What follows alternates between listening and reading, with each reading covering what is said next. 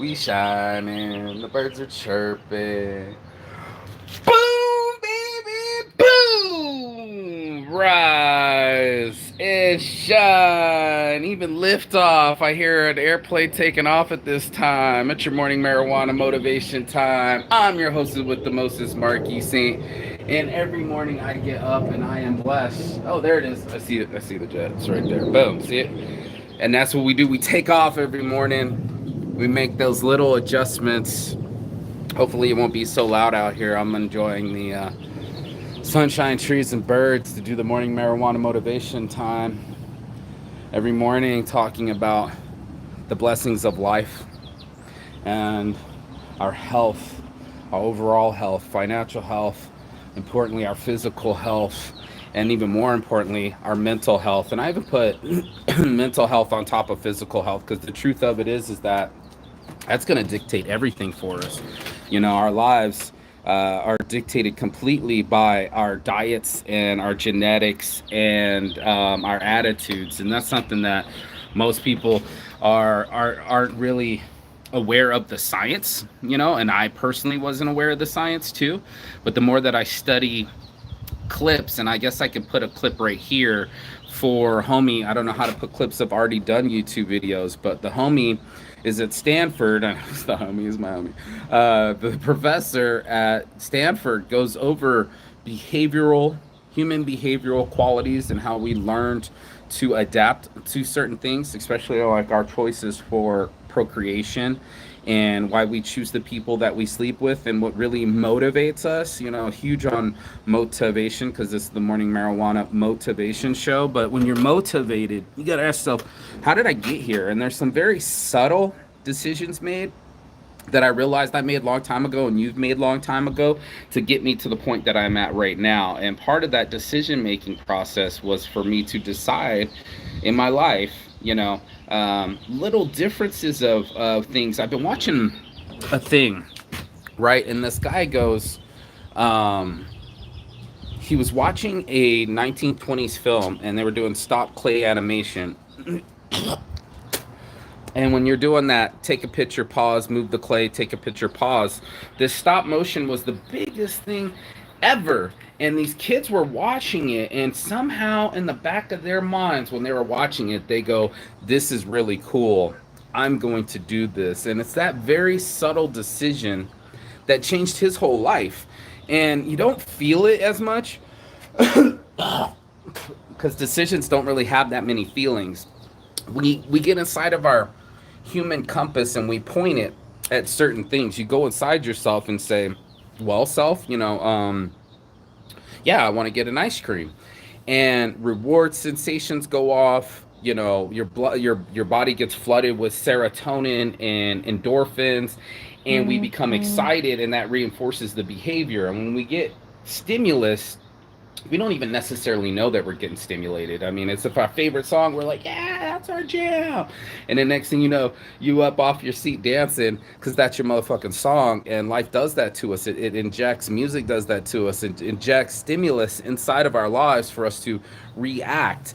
And those subtle decisions to react, before you even know it, you're up on your feet moving. And like I said the other day, I was up on my feet. And maybe I'll put that video here, but the sugar got me up before I knew it. I was chilling and I was like, ooh, cake. And I was like 3 feet towards the refrigerator before a decision was made. And I felt that it should be explained how subtle our decisions are, how quickly we make them, and we go all in on a gut feeling. And a lot of things I love about watching the poker players or people that do their thing is because, oh, it's getting loud with this helicopter. I can hear a helicopter.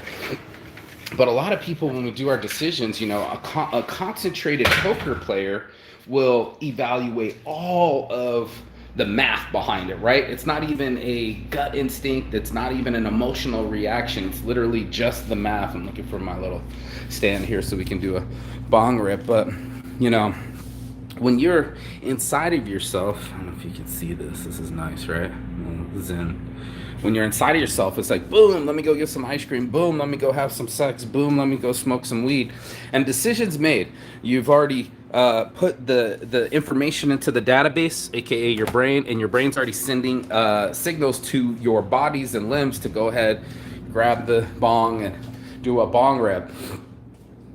This stuff adds up to us going like, how did I end up here? And I think a lot of us are on no clue of our own. Like, how did I get to where I'm at in my life? And how did I make the decisions that I did, or why I made the decisions that I did? It's the biggest thing of our lives. Not then, not then. When I was in Turkey, the Turkish man just pointed at the sky and said, why are these things happening to me? And the real question is, why are you not more adept at noticing those subtle differences? That was like the question of the day, is how do we not know how to control our own reactions? And I'm gonna get into this. Bless up after this motivation. Hold on.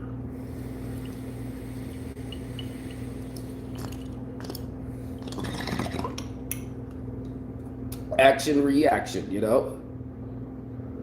The action was in my body to tell me that there's a benefit for waking and baking. You're gonna feel good. You're gonna settle into your morning and not be so agitated towards life, and things are gonna calm you down. That's why this is Saints Addiction. The other things were so subtle that it had me chasing silly women because I didn't want to be alone at night. You know, and admitting that to myself, it's a very subtle feeling. Lonely is a very subtle feeling, but it's pervasive. It's to everyone. Everyone that I know has felt alone or is feeling alone in a world full of 5,000 plus friends, or capped out at 5,000 friends. We sure are very alone in this situation.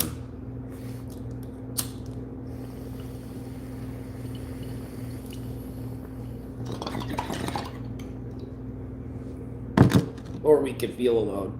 Either way, you get my point. And there's where we focus. This is where our decisions get made. What made us decide to sit on the couch and stay stagnant and complacent? Talking about complacency as a killer, I guess I could put the video here too as well. But there it is, you know, where we can decide to be comfortable, and it's so comforting. The decision just feels right. You're like, ice cream, blanket, TV, it just feels right. And I was telling my friend, it's comfortable, but what also happens is you forget to live.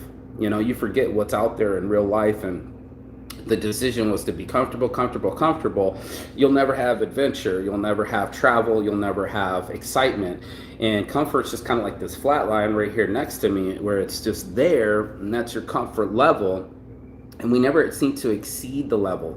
We never seem to cattle prod ourselves and past our habits and past this level of comfort, that we're like, yeah, I'll just stay here. I'll stagnate here. I'll plateau, and I'll only hold here. And I'm on some high level shit. I want to feel high, be high, and have high energy on a regular basis. Now, is that sustainable? Not really. So I go and do low stuff, like, you know, go travel and be off the